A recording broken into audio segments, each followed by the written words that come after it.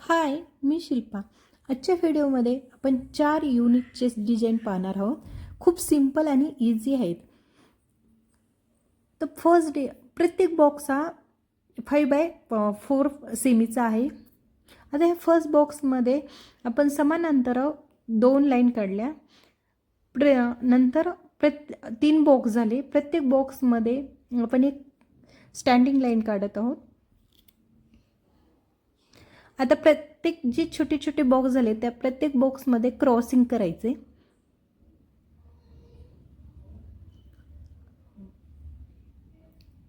Crossing ही व्यवस्थित करायची, कारण आपली पूर्ण डिझाईन ह्या क्रॉसिंगवरच डिपेंड आहे.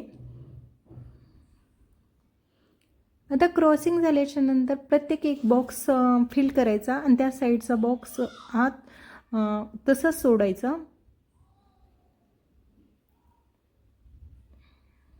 हे फिल करताना एवढंच लक्षात ठेवायचं की त्याच्या साईडचा बॉक्स हा रिकामा असला पाहिजे, तर ही डिझाईन छान दिसते.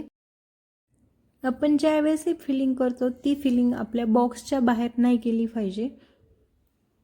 आणि फिलिंग करताना थोडी बॉर्डमध्ये करायची. बोल्ड फिलिंग ही उठून दिसते. आता हा 2 बॉक्स आहेत, 3 बॉक्स आहे सॉरी, आणि त्या 3 बॉक्समधला जो मधला बॉक्स आहे तो फिल करायचा, कारण की त्याच्या पुढचा एक बॉक्स हा रिकामा आहे. प्रत्येक त्याच्या साईडचा बॉक्स रिकामा असला पाहिजे.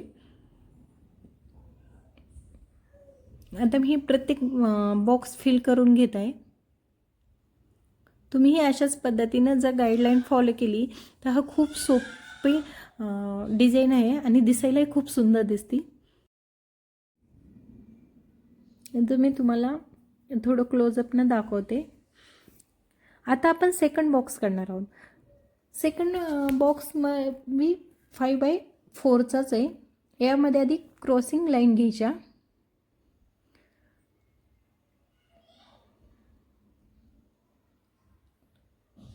प्रत्येक लाईनमधला जो गॅप आहे तो समान असला पाहिजे.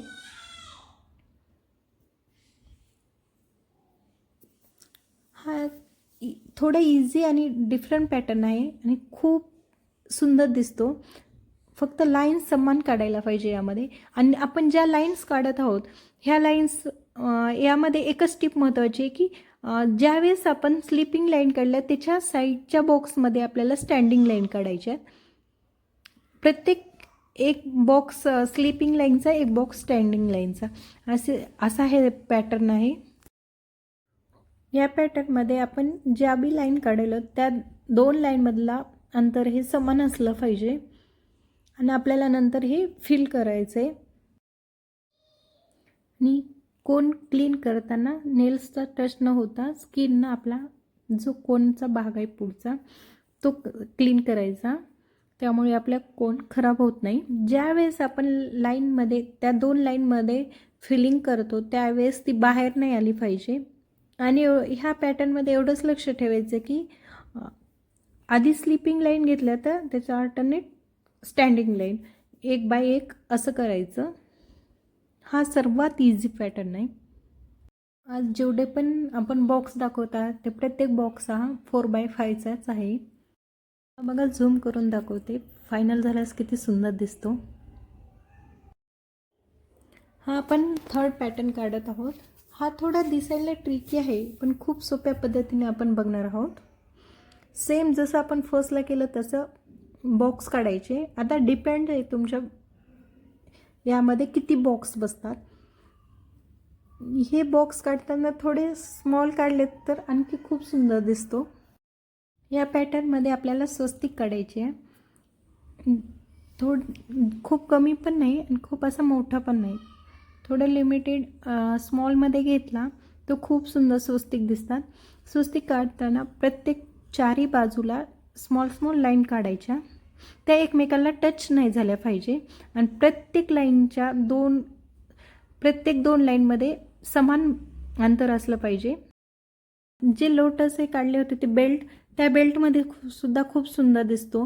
2 सेमीमध्ये 1/5 सेमीमधल्या बेल्टमध्ये.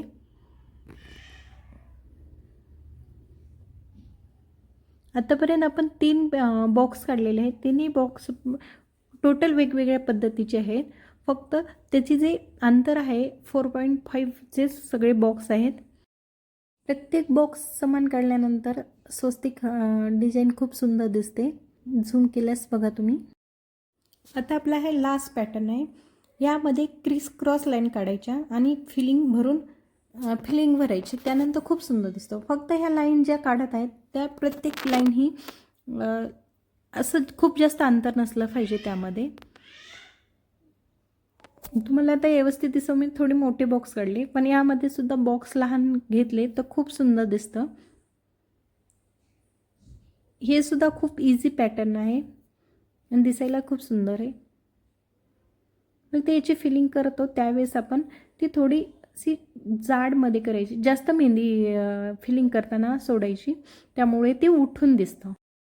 आज आपण 4x5चे 4 बॉक्स बघितले आहेत. यापैकी कोणता आवडला कमेंटमध्ये नक्कीच सांगा. लाईक करा आणि अशाच वेगवेगळ्या मेहंदी डिझाईनसाठी चॅनलला सबस्क्राईब करायला विसरू नका. थँक्यू.